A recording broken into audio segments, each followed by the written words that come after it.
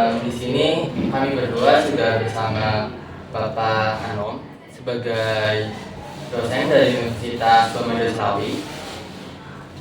Perkenalkan, nama saya Bang Sari Priyansyah dan partner saya Ilham Bagus Prasetyo yang mewakili teman-teman dari kelompok kami dalam rangka tugas sekolah SMK Negeri 1 Adiwarna, tugas P5. Tugas ini berbentuk dalam wawancara. Mohon izin Bapak untuk memperkenalkan diri Bapak. Assalamualaikum warahmatullahi wabarakatuh. Para siswa SMK Negeri 1 Adiwarna, Kabupaten Tegal, kemudian semuanya, salam kenal. Nama saya Haris Anom Susetyo Adi Nugroho. Alhamdulillah, saya saat ini sedang diamanahi sebagai seorang pendidik, dalam artian di sini sekarang saya sedang menjadi dosen di Prodi S1 Informatika Universitas Bamada Slawi. Kemudian di semester ini saya mengampu beberapa mata kuliah seperti kriptografi, kemudian cyber security, kemudian matematika diskrit, kemudian sistem terdistribusi, dan yang satunya lagi adalah statistik. Mungkin itu dulu ya yang bisa saya sampaikan. Monggo. Banyak banget ya, hebat banget Bapak Anom. Oke Pak, jadi di sini kami sudah punya beberapa pertanyaan dalam untuk sesi wawancara kali ini. Mungkin ada sekitar 6 sampai 8 pertanyaan, tapi kurang dari 10 Pak, nggak apa-apa. Untuk pertanyaan yang pertama itu, di sini kami mempertanyakan kira-kira apa sih yang menginspirasi Bapak untuk memilih karir sebagai dosen, dan apa yang membuat Bapak tertarik menjadi dosen? Oke. Apa yang menginspirasi saya menjadi seorang dosen? Pertama, tentang sebuah hadis bahwasanya ya setiap muslim itu hukumnya adalah wajib untuk menuntut sebuah ilmu. Utlubul ilma faridatun ala kulli muslim. Kemudian ketika saya menuntut sebuah ilmu, ternyata di dunia kuliah itu saya merasakan ilmu yang dikemas dengan kemasan yang berbeda.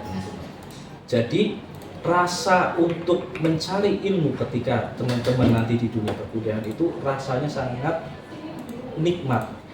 Nah, setelah saya melanjutkan studi, kemudian selesai di studi S2, saya ada kekosongan sedikit tuh, bahwasanya kekangenan saya ketika di dunia perkuliahan. Kemudian ada tawaran untuk menjadi seorang dosen di Universitas Bamada Slawi. Alhamdulillah saya ambil tawaran tersebut, dan ya seperti sekarang saya menikmati menjadi seorang dosen. Berarti Bapak sudah berapa tahun Pak sejak studi S2-nya Bapak itu selesai? Saya menjadi dosen di Universitas Bamada Slawi itu sejak tahun 2021. Nah, ya sudah 3 tahun, kurang lebih 3 tahun. Lebih 3 tahun, 4 tahun. Terus selanjutnya, bisa nggak sih Pak, Bapak ceritakan pengalaman pribadi Bapak selama mengajar sebagai dosen di jurusan informatika? Pribadi yang seperti apa tuh?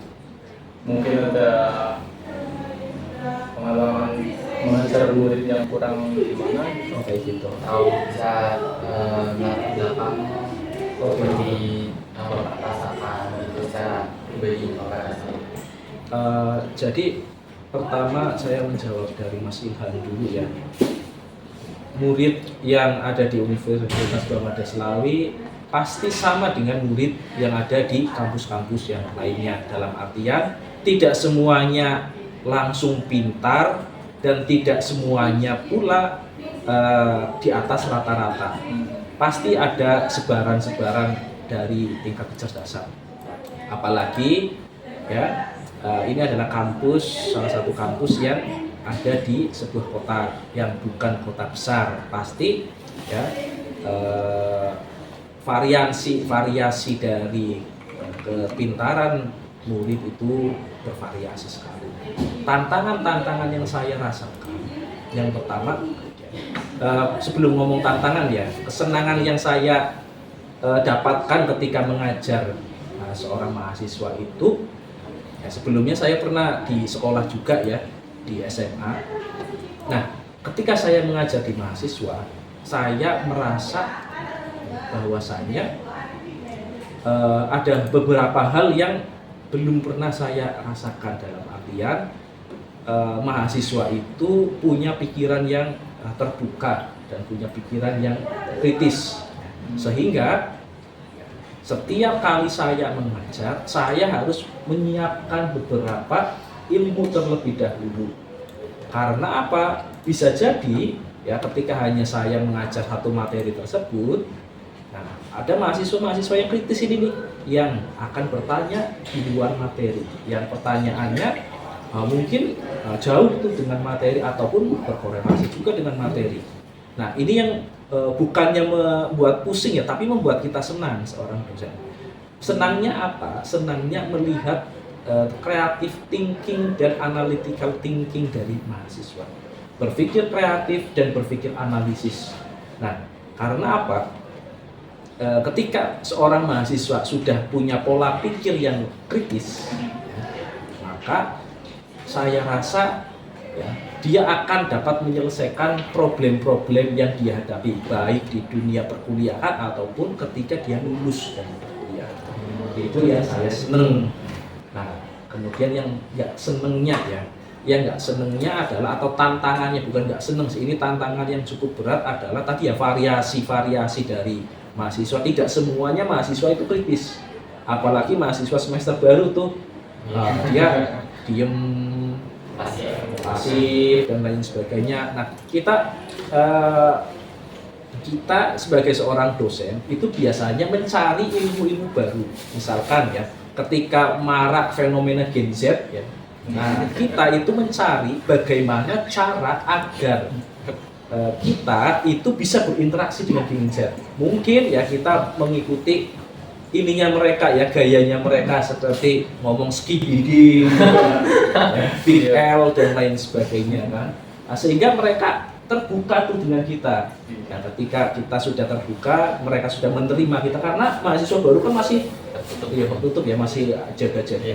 Setelah terbuka, baru kita nanti masukin ilmu-ilmu yang standar dengan atau yang sesuai dengan kurikulum setiap prodi itu.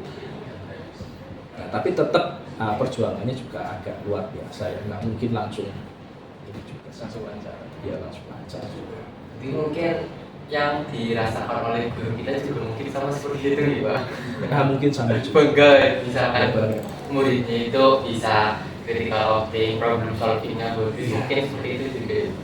Apalagi ketika seorang murid itu ya dia berprestasi, dia menunjukkan prestasinya. Prestasi belum tentu akademik ya.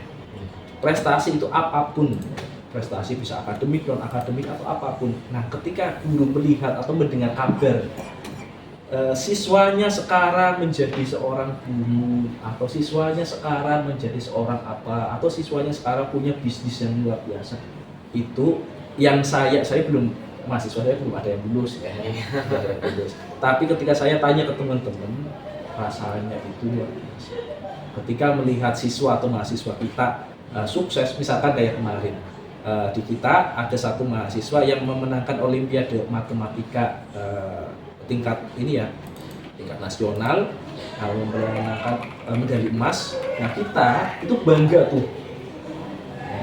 Mungkin kita nggak mendapatkan sertifikatnya juga, kita nggak mendapatkan medali, uang pun kita nggak dapat kok. Tapi ketika mendengar seperti itu, bangga. Dan kebanggaan itu yang membuat saya betah jadi dosen. Kayak gini teman-teman. Kita ya, ataupun misalkan teman-teman kan ketika sekolah, pulang sekolah kan penat ya, capek, ya, apalagi kalau ada yang di sana kerja. Nah, kita ketika bekerja seperti ini, dosen itu bukan cuma ngajar, ada berbagai macam administratif yang harus dipenuhi, misalkan penelitian setiap semester, pengabdian kepada masyarakat, belum lagi tugas-tugas yang diberikan oleh prodi ya, itu penat. Apalagi kalau malam harus bikin materi dan lain sebagainya.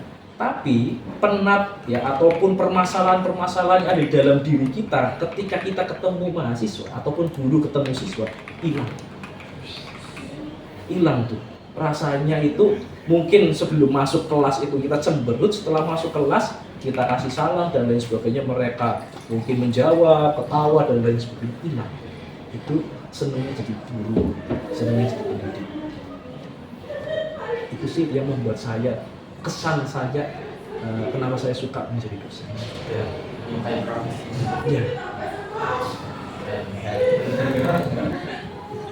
Pak, di sini langsung kita ke pertanyaan penutup. Oh iya.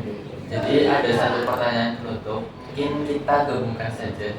Di sini saya ingin mempertanyakan, ini untuk kami siswa SMK. Iya. Jadi menurut Bapak itu di sini kami ada siswa-siswa SMK seperti kami ini dapat mengambil sarana, jika Bapak memiliki sarana untuk anak-anak seperti kami yang ingin berkuliah di informatika ataupun dari anak-anak SMK kan memang pandangannya kan untuk bekerja, dan memang sedikit juga yang memang memiliki pandangan untuk melanjutkan ke perkuliahan. Seperti itu. Sedangkan perkuliahan kan memang dibilang tidak penting ya, dibilang penting ya, tidak diwajibkan untuk yang tidak mampu ataupun dijadikan alternatif seperti itu. Nah, menurut Bapak itu gimana, ataupun ada sarana itu? Kalau dari saya seperti itu, mungkin ada penambahan dari partner saya. Jika boleh Pak, mungkin ada beberapa pesan kepada calon-calon seperti kami yang ingin menjadi mahasiswa di Permada. Oke. Ya. Bisa Bapak sampaikan? Pertama, ini teman-teman, apakah kuliah itu tidak penting? Semua yang berbau dengan ilmu itu penting. Bahkan kita ya, kalau muslim sendiri kan diajarkan yang namanya mencari ilmu. Ada sebuah ininya kan ya, sebuah pepatah, mencari ilmu dari buayan sampai ke liang lahat. Dari buayan sampai ke liang lahat, sampai meninggal pun harus cari ilmu. Dan ketika kuliah, orientasinya bukan untuk cari ilmu. Walaupun data statistik mengatakan jumlah penghasilan ini menurut statistik ya, bisa dicek. Menurut statistik, jumlah pendapatan, kalau ada kategori pendapatan rendah, menengah, tinggi, itu bergantung dengan pendidikan. Itu pernah saya baca, bergantung dengan tingkat pendidikan. Semakin tinggi pendidikan, itu biasanya secara rata ya, statistik itu memiliki potensi atau memiliki kesempatan untuk mendapatkan penghasilan yang tinggi, kategori tinggi ya. Karena ada kategori rendah, tinggi, dan rendah, menengah, dan tinggi. Walaupun seperti itu, tapi orientasi ketika mencari ilmu ataupun kuliah itu jangan sampai orientasinya adalah untuk kerja. Karena ya tadi ya, secara statistik itu tadi ketika pendidikan semakin tinggi itu penghasilan juga semakin mendapatkan kategori tinggi. Tapi ya bisa jadi ada beberapa kasus ya, misalkan itu orang di warung ya, cuma buka warung, per bulan bisa sampai puluhan juta kok, nggak perlu kuliah tinggi-tinggi kayak gitu ya. Makanya yang namanya kuliah itu bukan untuk ini teman-teman, bukan untuk mencari penghasilan. Tapi orang yang tidak mengetahui sesuatu, dia akan merasa gondok atau merasa bodoh ya, kalau saya boleh bilang, kalau tidak mengetahui sesuatu. Misalkan saya pernah naik mobil kemudian di daerah Tugu Salam mobil saya macet di siang hari waktu itu di tengah sawah sepi. Di situ saya merasa bodoh. Seandainya saya mengetahui ilmu montir, saya bisa menyelesaikan masalah saya. Saya tidak bisa menyelesaikan masalah saya karena saya tidak belajar ilmu montir. Nah, apakah ilmu itu harus melalui perkuliahan dulu? Enggak juga ya, enggak juga. Tapi ketika melalui perkuliahan, pertama di perkuliahan itu ada yang namanya kurikulum ya. Kurikulum itu fungsinya untuk apa? Mengatur biar tahapan-tahapan anak mencapai sebuah ilmu itu dengan cara yang benar. Karena banyak orang yang bisa bikin pemrogram, bisa bikin web nih. Ya. Tapi saya sudah sering lihat banyak orang bikin web dengan jalan yang salah. Bukan kurang tepat ya, tapi salah. Mereka berpikir yang penting bikin tampilan, kemudian ngoding pakai PHP atau Laravel atau CI dan lain sebagainya, baru bikin database. Itu salah total. Kalau dihargain, kalaupun ada yang beli mungkin di sekitar jutaan. Padahal nggak seperti itu bikin web. Dan ini tidak diajarkan di course. Course nggak ngajarin seperti itu tuh. Kursus itu ngajarin cara bikin native PHP seperti apa, Laravel seperti apa, cara bikin, misalkan di situ ternyata ada cara mengkoneksikan dengan database, oleh karena itu mungkin akan dicontohkan cara bikin database ketika di pembelajaran pemrograman web atau tadi PHP ya. Akhirnya orang punya mindset database itu setelah bikin backend terlebih dahulu. Itu nanti. Risikonya banyak sekali ya, nggak perlu saya sampaikan supaya nanti kelamin. Satu itu. Kedua, ya dengan tadi ya dengan perkuliahan akan menambah. Tadi yang saya batasin ya, bukan karena penghasilan, tapi orang tadi secara statistik. Orang yang punya pendidikan lebih tinggi memiliki potensi untuk mendapatkan kesempatan hidup lebih baik. Mungkin ada pertanyaan, yang namanya siapa itu Bob Sadino, kemudian Mark Zuckerberg, ya. Dia kan nggak lulus ya kuliah ya. Benar. Loh itu sukses tuh, punya Meta sekarang. Teman-teman, coba teman-teman cek orang seperti Mark Zuckerberg di dunia ini ya, sekarang ada 8 miliar penduduk, itu ada berapa? Jarang. Tapi orang yang misalkan S3, pendidikan sampai S3 dan jadi direktur itu nggak jarang, banyak. Jadi kalau teman-teman motivasinya adalah misalkan kayak gitu, Bob Sadino, Mark Zuckerberg dan lain sebagainya, belum tentu kita mendapatkan kesempatan seperti mereka. Tapi ada hal-hal yang umum yang lebih aman, yaitu dengan cara memiliki pendidikan tinggi. Lalu kuliah itu kan mahal. Ya misalkan kalau bagi orang mahasiswa, siswa-siswa yang mungkin kurang mampu untuk melanjutkan studi, bagaimana? Teman-teman, ketika teman-teman searching tentang perkuliahan, bukan hanya tanya ke BK, brosur-brosur kuliah, brosur-brosur kampus. Coba tanya kepada guru BK, kalau enggak searching sendiri, beasiswa, itu yang masih jarang. Bisa kuliah itu dengan 0 rupiah. Pemerintah Indonesia memberikan fasilitas itu kok. Misalkan kalau yang ini ya punya kartu KIP ya, itu bisa gratis. Nggak boleh kampus mengungut biaya kuliah dimanapun.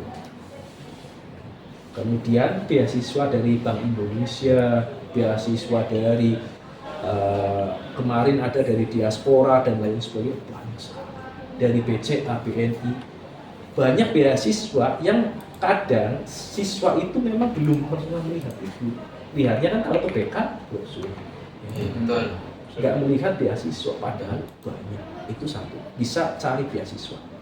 Kedua, ya, yang kedua, saya kemarin tuh, ini teman-teman dosen telah melakukan seminar ya, semacam workshop dengan salah seorang profesor. Dia profesor dari Universitas Muhammadiyah Magelang.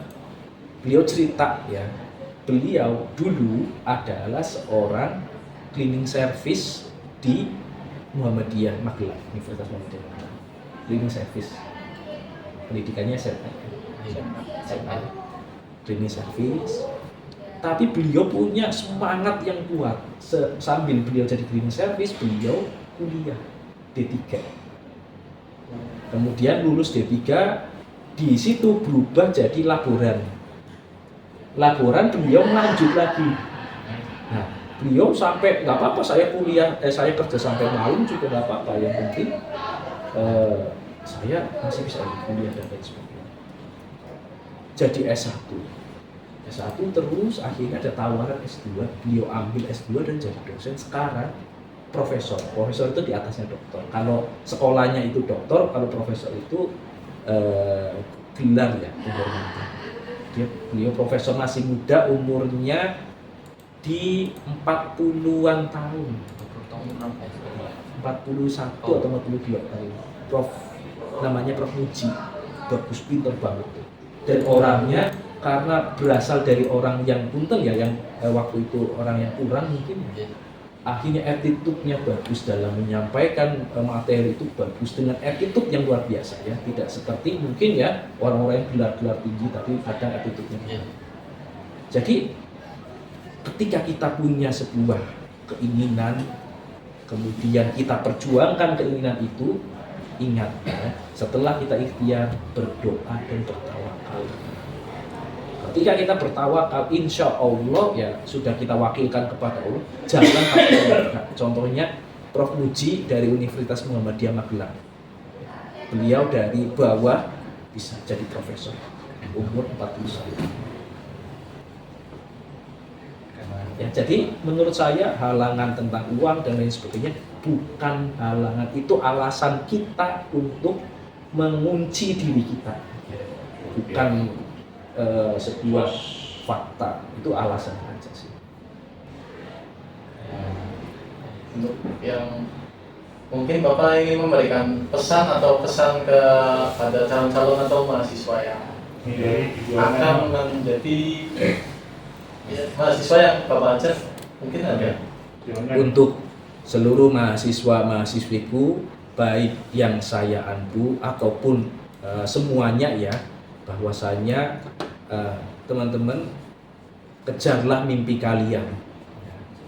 Bahwasanya jangan sampai kalian itu membatasi mimpi kalian gara-gara kondisi ataupun hal-hal yang sebenarnya bukan masalah, tapi kalian buat masalah sendiri. Kalian membuat sebuah barikade atau benteng sendiri sehingga seolah-olah luar biasa. Ingat bahwasanya yang namanya kesempatan itu bukan sesuatu hal yang sudah kita rencanakan. Barangkali ya, ketika teman-teman sudah berusaha, muncullah sebuah rizki dari Allah ya, kemudian kita ambil kesempatan itu, akhirnya mungkin semua cita-cita yang kalian inginkan bisa tercapai. Dan juga ketika kalian belum mendapatkan, jangan putus asa teman-teman ya. Karena apa? Rencana Allah itu lebih baik daripada rencana manusia. Yang penting tetap ikhtiar, tetap roja ya, tetap berbaik sangka kepada Allah, tetap ikhtiar, tetap kejar cita-cita kalian. Ingat, hidup itu cuma satu kali. Kalau kalian sudah memutuskan kesempatan kalian, eman-eman. Itu saja sih. Wow. Kita agak shock ya sebenarnya, shock karena kita tuh sebenarnya gak menyangka bahwa ternyata makna yang dapat diambil dari wawancara kali ini, hal positifnya banyak sekali, Pak. Biasa sekali. Semoga dari wawancara ini yang menyaksikan ataupun menonton ataupun mendengarkan pun dapat mengambil lah makna dan manfaatnya, serta ikut terarahkan jika terdapat beberapa motivasi dari Bapak seperti itu. Amin. Oke. Oke, cukup wawancara dari kami siswa SMA Negeri 1 Adiwarna. Barangkali dari partner saya ada penambahan kata-kata. Cukup. Oke. Terima kasih untuk Bapak Anom selaku dosen Universitas Muhammadiyah Slawi Prodi Informatika. Kami bertiga pamit undur diri. Kami akhiri. Wassalamualaikum warahmatullahi wabarakatuh.